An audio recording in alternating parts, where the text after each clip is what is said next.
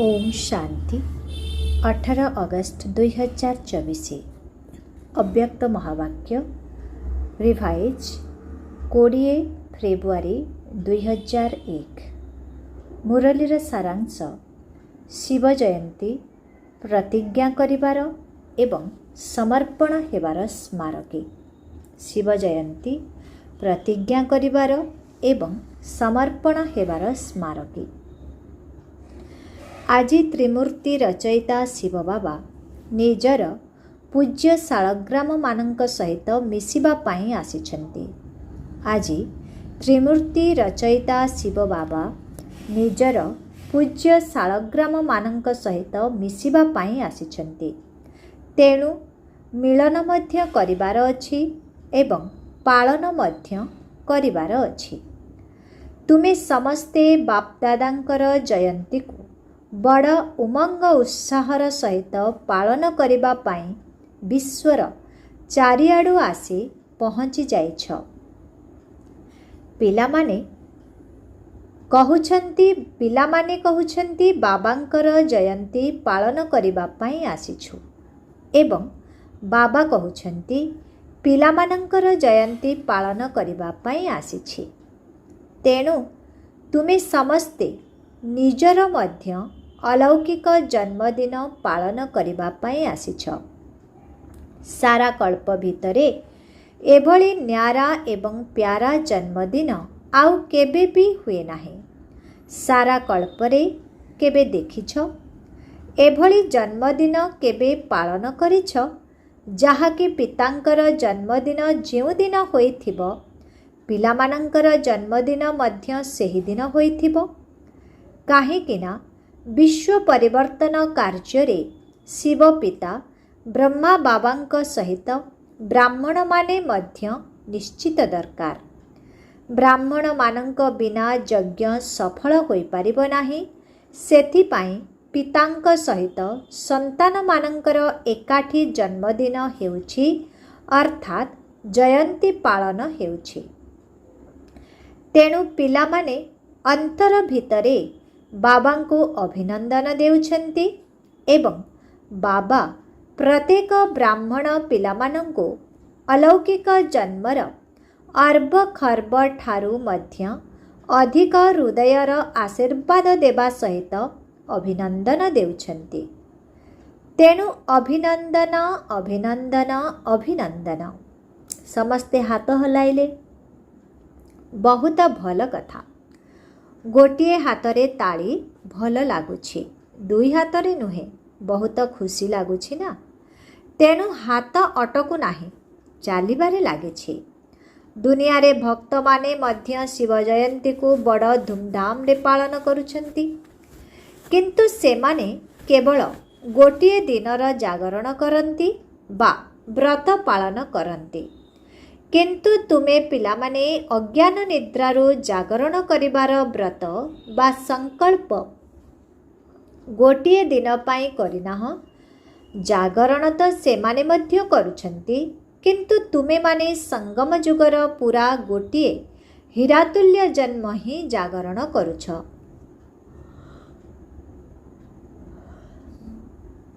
तेबे पूरा जाग्रत होई जाइछ ना। एबे तो आउ सोइब नाही ना, ना अल्प अल्प सोई पड़िब। अच्छा जदि न सोइब तेबे टिकिए ढुलेई पड़िब कि? एही जागरण एभली अटे जहाँकि निजे तो जाग्रत होई जाउछ, ता सहित अन्य मानंकु मध्य जाग्रत करि देउछ। तेबे ज्ञानी जीवन हिसाब रे जागरणर अर्थ हेला अंधकाररू आलोक को आसीबा। एही अलौकिक जागरण समस्तंकु भल लागुछि ना। जेबे ठारू जन्म नेइछ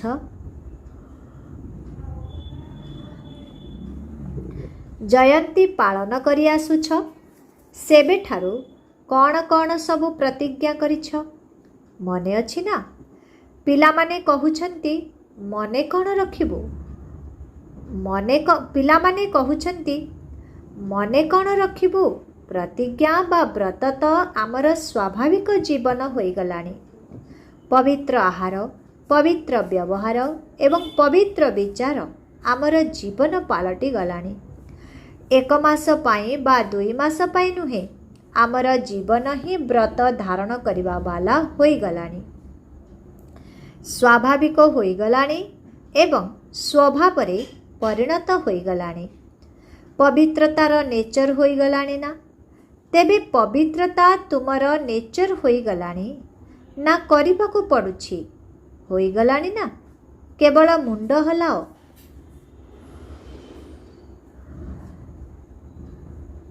ବାସ୍, ହୋଇଗଲାଣି। ଅପବିତ୍ରତା ତୁମର ନେଚରରୁ ସମାପ୍ତ ହୋଇଗଲାଣି ଏବଂ ପବିତ୍ରତା ଜୀବନରେ ସମାହିତ ହୋଇଗଲାଣି। ଏହିଭଳି ହୀରାତୁଲ୍ୟ ଶିବ ଜୟନ୍ତୀ ବା ଶାଳଗ୍ରାମ ଜୟନ୍ତୀ ପାଳନ କରିଲ। ଚାରିଆଡ଼ର ଦେଶ ବିଦେଶର ପିଲାମାନେ ମଧ୍ୟ ପାଳନ କରୁଛନ୍ତି। ବାପଦାଦା ଦେଖୁଛନ୍ତି ଯେ ଚାରିଆଡ଼େ ବାବାଙ୍କ ସହିତ ଏବଂ ତୁମମାନଙ୍କ ସହିତ ସେମାନେ ମଧ୍ୟ କେତେ ଖୁସି ହେଉଛନ୍ତି। ଆଜିର ଦିନରେ ଭକ୍ତମାନେ ତୁମମାନଙ୍କର ସ୍ମାରକୀ ହିସାବରେ ବିଶେଷ କରି ବଳି ମଧ୍ୟ ଚଢ଼ାଇଥାନ୍ତି।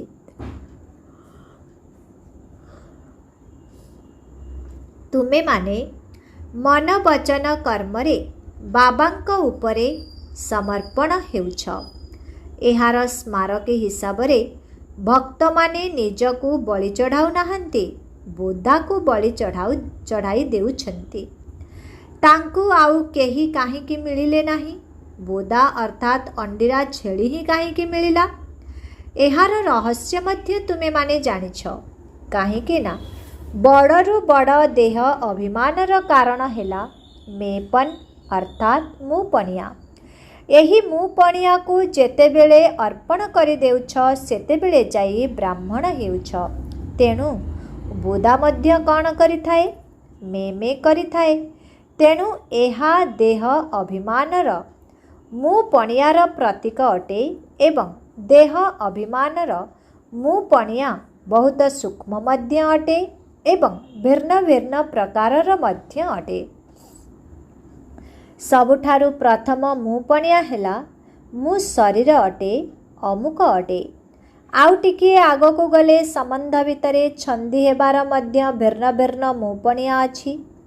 ଆଉ ଟିକିଏ ଆଗକୁ ଗଲେ ଭିନ୍ନ ଭିନ୍ନ ପଦପଦବୀର ମଧ୍ୟ ମୁଁ ପଣିଆ ଅଛି।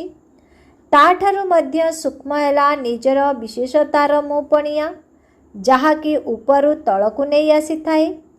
ବିଶେଷତା ତ ସମସ୍ତଙ୍କ ଭିତରେ ରହିଛି। ଏମିତି କେହି ବି ମନୁଷ୍ୟ ଆତ୍ମା ନାହିଁ ଯାହା ଭିତରେ ଚାହେ ସ୍ଥୂଳ ଚାହେ ସୂକ୍ଷ୍ମ କୌଣସି ବିଶେଷତା ନଥିବ। ଏହା ନୁହେଁ, ଜ୍ଞାନୀ ଜୀବନରେ ମଧ୍ୟ ପ୍ରତ୍ୟେକ ବ୍ରାହ୍ମଣ ଆତ୍ମା ଭିତରେ ଅତି କମ୍ରେ ଗୋଟିଏ ବିଶେଷତା ତ ନିଶ୍ଚିତ ରହିଛି। କିନ୍ତୁ ଜ୍ଞାନୀ ଜୀବନ ବିଶେଷତା ଗୁଡ଼ିକ ପରମାତ୍ମାଙ୍କର ଦାନ ଅଟେ, ପରମାତ୍ମାଙ୍କର ଉପହାର ଅଟେ। ପରମାତ୍ମାଙ୍କର ଦାନକୁ ଯେତେବେଳେ ଦେହ ଅଭିମାନର ବଶୀଭୂତ ହୋଇ ମୁଁ ପଣିଆକୁ ନେଇ ଆସୁଛ, ମୁଁ ଏହିଭଳି ଅଟେ, ମୋ ଭିତରେ ଏହି ଗୁଣ ଅଛି, ଏହି ରାଜକୀୟ ଅଭିମାନ ବଡ଼ରୁ ବଡ଼ ମୁଁ ପଣିଆ ଅଟେ। ତେବେ ସମର୍ପଣ ତ ହୋଇଯାଇଛ, କିନ୍ତୁ ଆଗକୁ କ'ଣ ଦେଖିବାର ଅଛି? ଟିଚରମାନେ ସମସ୍ତେ ନିଜକୁ କ'ଣ କହୁଛନ୍ତି? ସମର୍ପଣ ତ ହୋଇଯାଇଛ ନା?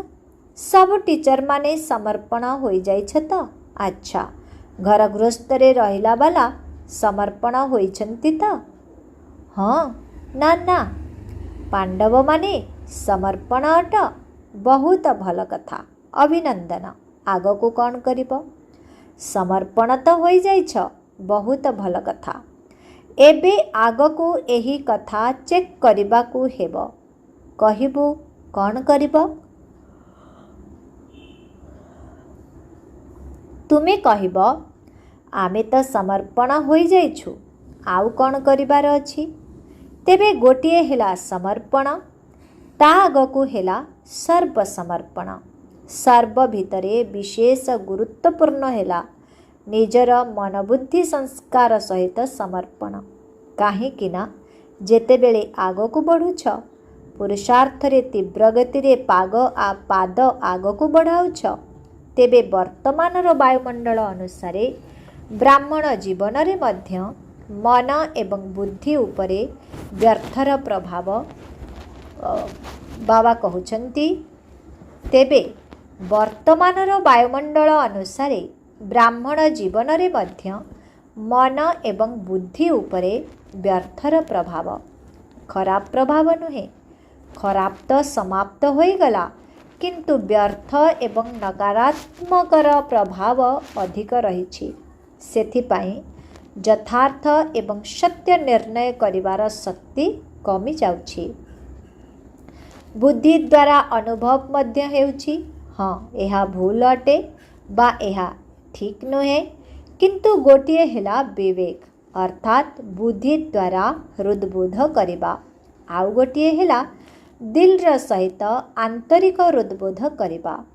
ଯଦି ଆନ୍ତରିକତା ପୂର୍ବକ କୌଣସି କଥାକୁ ହୃଦବୋଧ କରିନେଲ, ତେବେ ଦୁନିଆ ପଛକେ ବଦଳିଯିବ, କିନ୍ତୁ ନିଜେ ବଦଳିବ ନାହିଁ ଏବଂ ସଂସ୍କାର 63 ଜନ୍ମର ପୁରୁଣା ହୋଇଥିବା କାରଣରୁ ଭୁଲ ଗୁଡ଼ିକ ସ୍ୱାଭାବିକ ହୋଇଗଲାଣି।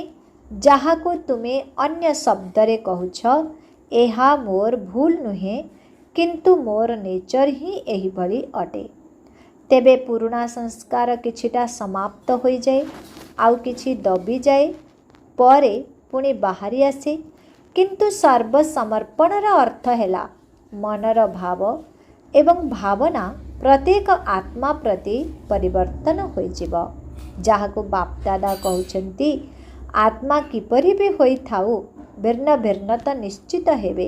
କଳ୍ପବୃକ୍ଷ ଅଟେ ନା, ଭିନ୍ନ ଭିନ୍ନ ପ୍ରକାରର ନହେଲେ ଶୋଭା ମଧ୍ୟ ହେବ ନାହିଁ। କିନ୍ତୁ ପ୍ରତ୍ୟେକ ଆତ୍ମା ପ୍ରତି ଶୁଭ ଭାବନା ଏବଂ ଶୁଭ କାମନା, ଅଶୁଭ ଭାବନାକୁ ମଧ୍ୟ ପରିବର୍ତ୍ତନ କରି ଶୁଭ ଭାବନା ରଖିବା ବା ଶୁଭ ଭାବନା ଦେବା। ପ୍ରତ୍ୟେକ ଆତ୍ମା ପ୍ରତି ଶୁଭ କାମନା ରଖିବା ଯେ ଇଏ ନିଶ୍ଚିତ ବଦଳିବ। ଏମିତି ନୁହେଁ ଯେ ଇଏ ତ ବଦଳିବ ହିଁ ନାହିଁ। ତା ପ୍ରତି ଜଜ୍ ହୋଇ ଜଜମେଣ୍ଟ ଦିଅ ନାହିଁ ଯେ ଇଏ ବଦଳିବ ହିଁ ନାହିଁ। ଯେବେକି ତୁମେ ଚ୍ୟାଲେଞ୍ଜ କରିଛ ଯେ ପ୍ରକୃତିକୁ ମଧ୍ୟ ପରିବର୍ତ୍ତନ କରି ସତଗୁଣୀ କରିବୁ, ନିଶ୍ଚିତ କରିବୁ। ହେବ କି ନ ହେବ, ଏଭଳି ପ୍ରଶ୍ନବାଚକ ନାହିଁ, କରିବାକୁ ହିଁ ପଡ଼ିବ। ଏହି ଶବ୍ଦ ଉପରେ ବିଶେଷ ଗୁରୁତ୍ୱ ଦେଇଛ। ତେବେ କ'ଣ ପ୍ରକୃତି ବଦଳି ପାରିବ, କିନ୍ତୁ ପୁରୁଷ ବଦଳି ପାରିବ ନାହିଁ? କାହିଁକି ବଦଳିବ ନାହିଁ? ତେବେ ବର୍ତ୍ତମାନ ସମୟରେ ମନ ବୁଦ୍ଧି ସଂସ୍କାର ସହିତ ସ୍ୱର ପରିବର୍ତ୍ତନ ଏବଂ ସମସ୍ତଙ୍କର ପରିବର୍ତ୍ତନ, ଏହା ହିଁ ହେଉଛି ସେବା। ସମସ୍ତେ ପଚାରୁଛନ୍ତି, ଏହି ବର୍ଷ କ'ଣ ସବୁ କରିବାକୁ ହେବ? ଏହି ଡବଲ ସେବା କରିବାକୁ ହେବ। ଏହି ଡବଲ ଗୋଟିଏ ହେଲା ସ୍ୱକୁ ଅର୍ଥାତ୍ ନିଜକୁ ସର୍ବସମର୍ପଣ ଏବଂ ସ୍ୱକୁ ଏଭଳି ସମର୍ପଣ କରିଦିଅ ଯାହାକି ତୁମର ବାୟୁମଣ୍ଡଳ, ତୁମର ପ୍ରକମ୍ପନ, ତୁମର ସଙ୍ଗ, ତୁମର ଦିଲ୍ର ସହଯୋଗ, ତୁମର ଆନ୍ତରିକ ଦୁଆ ବା ଆଶୀର୍ବାଦ ଅନ୍ୟମାନଙ୍କୁ ମଧ୍ୟ ସହଜରେ ପରିବର୍ତ୍ତନ କରିବାରେ ସହଯୋଗ ଦେଉଥିବ। ଏତିକି ସ୍ୱପରିବର୍ତ୍ତନ କରିବାକୁ ହେବ, ସର୍ବସମର୍ପିତ କରିବାକୁ ହେବ। ଗୋଟିଏ ହେଲା ଏହି ସେବା ଏବଂ ଦ୍ୱିତୀୟରେ ହେଲା ଲୋକସେବା ଅର୍ଥାତ୍ ଦୁନିଆର ସେବା। ଫଳାଫଳ ରୂପରେ ଦେଖିଲୁ ଯେ ଚାରିଆଡ଼େ ଦେଶ ଭିତରେ ବିଦେଶରେ ଗାଁ ଗଣ୍ଡାରେ ସବୁ ବ୍ରାହ୍ମଣ ପିଲାମାନେ ଏବେ ପର୍ଯ୍ୟନ୍ତ ଯେଉଁ ସବୁ ସେବା କରିଛନ୍ତି, ତାହା ବାବାଙ୍କ ପ୍ରତି ସ୍ନେହ ଥିବା କାରଣରୁ ହିଁ କରିଛନ୍ତି। ସେଥିପାଇଁ ବାପ୍ଦାଦା ବହୁତ ବହୁତ ବହୁତ ଅଭିନନ୍ଦନ ଦେଉଛନ୍ତି। କିନ୍ତୁ ଆଗକୁ କ'ଣ କରିବ? ବାପ୍ଦାଦା ଦେଖିଲେ ଯେ ଯେଉଁମାନେ ବ୍ରାହ୍ମଣ ହୋଇଯାଇଛନ୍ତି, ସେମାନଙ୍କର ବୃଦ୍ଧି ହୋଇଛି ଏବଂ ଆଗକୁ ଆହୁରି ମଧ୍ୟ ତୀବ୍ର ଗତିରେ ବୃଦ୍ଧି ହେବ। କିନ୍ତୁ ଏହା ସହିତ ଯେଉଁ ସବୁ ଲୋକପ୍ରିୟ ସେବା କରିଛ, ଭିନ୍ନ ଭିନ୍ନ ପ୍ରୋଜେକ୍ଟ ଅର୍ଥାତ୍ ଯୋଜନା ଗୁଡ଼ିକ ଦ୍ୱାରା ମଧ୍ୟ ସେବା ହେଉଛି, ତାହା ବହୁତ ଭଲ ହେଉଛି। ଭିନ୍ନ ଭିନ୍ନ ସ୍ଥାନରେ ସହଯୋଗୀ ଆତ୍ମାମାନେ ବହୁତ ଭଲ ନିମିତ୍ତ ହେଉଛନ୍ତି। सहयोगी तो बहुत भल हेउछन्ति। सहयोगर गोटिए पाद लगाइछन्ति अर्थात गोटिए पाद तो बढ़ाइछन्ति ना, किंतु द्वितीय पादटी हेला सहज योगी एवं कर्मयोगी। तेणु सहज योगी बा कर्मयोगी मध्य केही केही होइगलेनी। यह मध्य द्वितीय स्टेज अटे। एबे एही भली आत्मा माने वास्तविक स्वरूप रे स्टेज उपरे पाठ करिबा दरकार। माइक सर्वदा स्टेज उपरे रही थाए ना, तेणु सेमाने माइक होई प्रत्यक्ष स्वरूप रे सेवार मंच उपरकू निश्चित आसिबे। तुमे माने माइट अर्थात शक्ति स्वरूप अट, से माने माइक अटंती अर्थात प्रचार करिबा वाला आत्मा अटंती। जेपरी ब्रह्मा बाबा अव्यक्त रूप रे माइट होई तुम मानंकु माइक करिछंती, सेही भली तुमे माने मध्य माइट हुआ एवं एही भली माइक प्रस्तुत कर। बहुत भल भल माइक मध्य अछंती। तीव्र गति रे आगकू बढ़िबा वाला प्रार्थी मध्य अटंती। केवल एबे एही भली आत्मा मानंक सहित संपर्क बढ़ाइबा दरकार।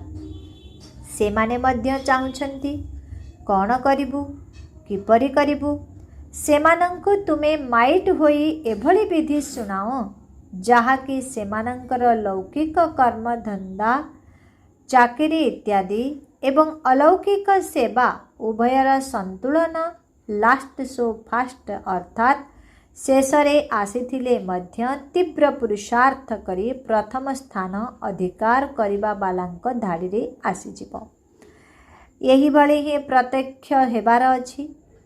केवल कनेक्शन जोड़ी दियो एवं करेंट दियो। आत्म अभिमानी स्थितिर करेंट वाइब्रेशन वायुमंडलर करेंट एवं विधि जहाँकि निमित्त होई अनुभव कराइब जे संतुलन रखी चलिबार जीवन बहुत भल अटे एवं सहज अटे। ठीक अछि ना। कौन करबा को हेबो ताहा सुनि नेल ना। एबे छोट छोट फूलतोड़ा मध्य प्रस्तुत कर। ठीक अछि।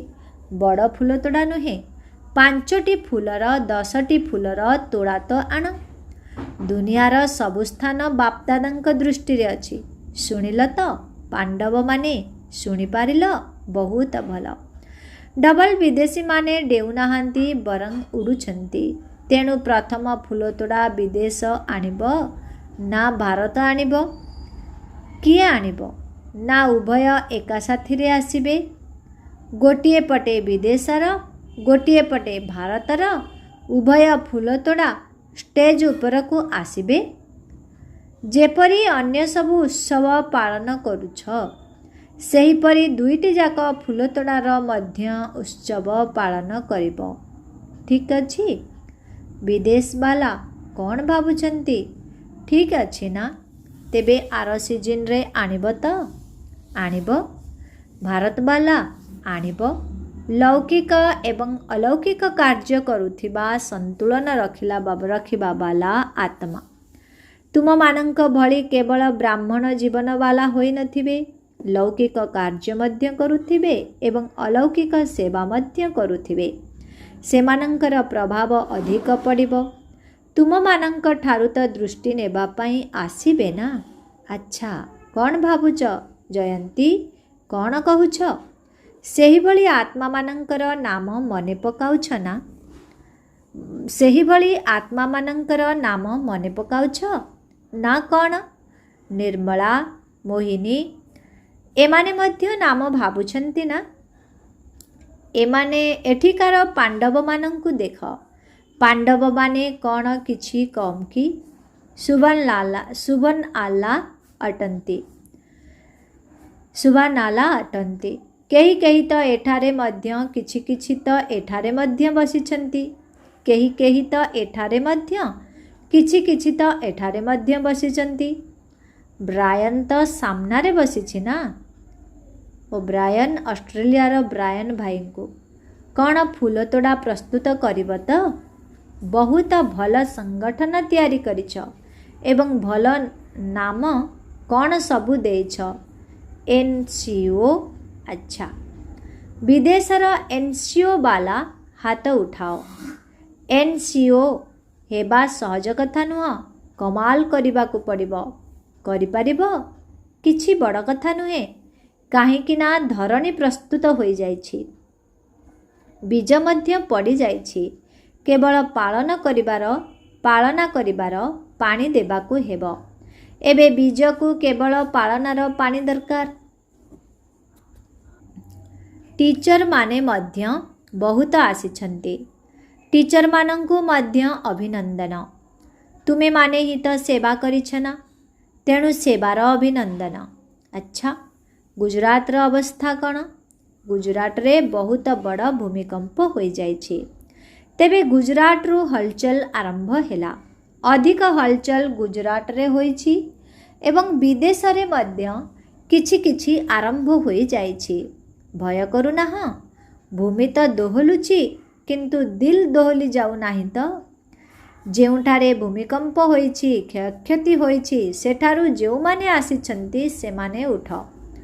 ଅହମ୍ମଦାବାଦ ବାଲା ମଧ୍ୟ ଉଠ। ଆଚ୍ଛା, ଭୂମି ଦୋହଲୁଥିଲା ନା ଦିଲ୍ ଦୋହଲୁଥିଲା? କ'ଣ ହେଉଥିଲା? ଦିଲ୍ ଭିତରେ ଟିକିଏ ଏମିତି ଏମିତି ହେଉଥିଲା କି? ହେଉନଥିଲା? ଆଚ୍ଛା, ବାହାଦୁର ଅଟନ୍ତି। ବାପଦାଦା ଦେଖୁଥିଲେ ଯେ ପିଲାମାନେ ନିଜର ସାହସ ଏବଂ ବାବାଙ୍କର ଛତ୍ରଛାୟା ଆଧାରରେ ନିଜର ରେକର୍ଡ଼କୁ ଭଲ ରଖିଛନ୍ତି। କେହି ଫେଲ୍ ହୋଇନାହାନ୍ତି, ସମସ୍ତେ ପାସ୍ ହୋଇଯାଇଛନ୍ତି। କେହି କମ୍, କେହି ଅଧିକ। ସବୁ ଜାଗାରେ କ୍ରମାନ୍ୱୟତ ନିଶ୍ଚିତ ରହିବ, କିନ୍ତୁ ପାସ୍ ହୋଇଯାଇଛନ୍ତି, ସେଥିପାଇଁ ଅଭିନନ୍ଦନ।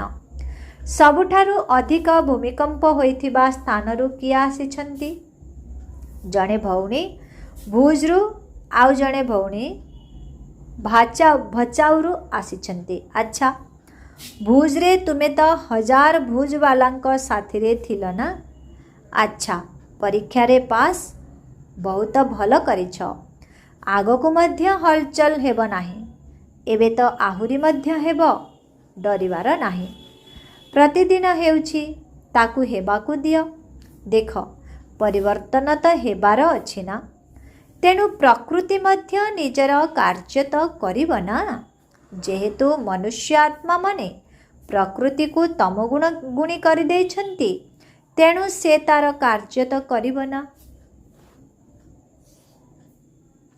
କିନ୍ତୁ ଡ୍ରାମା ରୂପୀ ଖେଳ ଭିତରେ ଏହା ମଧ୍ୟ ଖେଳ ଅଟେ। ଖେଳକୁ ଦେଖି ନିଜର ଅବସ୍ଥାକୁ ତଳ ଉପର କରିବାର ନାହିଁ। ମାଷ୍ଟର ସର୍ବଶକ୍ତିବାନ ଆତ୍ମାମାନଙ୍କର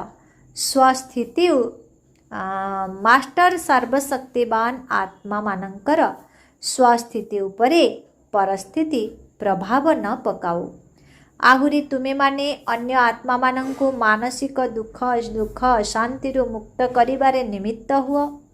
କାହିଁକି ନା ସେମାନଙ୍କର ମନର ଦୁଃଖ କଷ୍ଟକୁ ଅର୍ଥାତ୍ ଟେନସନ୍କୁ ତୁମେମାନେ ମେଡ଼ିଟେସନ୍ ଦ୍ୱାରା ହିଁ ସମାପ୍ତ କରିପାରିବ। ଡାକ୍ତରମାନେ ତାଙ୍କ କାମ କରିବେ, ବିଜ୍ଞାନବାଲା ତାଙ୍କ କାମ କରିବେ, ସରକାର ତା କାମ କରିବ। କିନ୍ତୁ ତୁମମାନଙ୍କର କାମ ହେଲା ସମସ୍ତଙ୍କର ମାନସିକ ଦୁଃଖ କଷ୍ଟକୁ ବା ଟେନସନ୍କୁ ସମାପ୍ତ କରିବା। ସେମାନଙ୍କୁ ଟେନସନ୍ ଫ୍ରି ଜୀବନର ଦାନ ଦେବା, ସହଯୋଗ ଦେବା। ଯେମିତି ବର୍ତ୍ତମାନ ଦେଶ ବିଦେଶ ସବୁଆଡ଼ର ଲୋକମାନେ ସହଯୋଗୀ ହୋଇ ସହଯୋଗ ଦେଉଛନ୍ତି ନା, ଏହା ବହୁତ ଭଲ କାମ କରୁଛନ୍ତି। ଏଥିରୁ ପ୍ରମାଣିତ ହେଉଛି ଯେ ଚାହେ ବିଦେଶ ହେଉ ବା ଯିଏ ବି ହେଉ, ସମସ୍ତଙ୍କର ଭାରତ ପ୍ରତି ସ୍ନେହ ରହିଛି। ସମସ୍ତେ ନିଜ ନିଜର କାର୍ଯ୍ୟ ତ କରୁଛନ୍ତି, କିନ୍ତୁ ତୁମେମାନେ ନିଜର କାର୍ଯ୍ୟ କରୁଛ ତ? ଯେପରି ନିଆଁ ଲାଗିଗଲେ ନିଆଁ ଲିଭାଳି ଭୟ କରନ୍ତି ନାହିଁ, ନିଆଁକୁ ଲିଭାଇଥାନ୍ତି। ତେବେ ତୁମେମାନେ ମଧ୍ୟ ମାନସିକ ଦୁଃଖ କଷ୍ଟର ନିଆଁକୁ ଲିଭାଇଲା ବାଲା ଅଟ।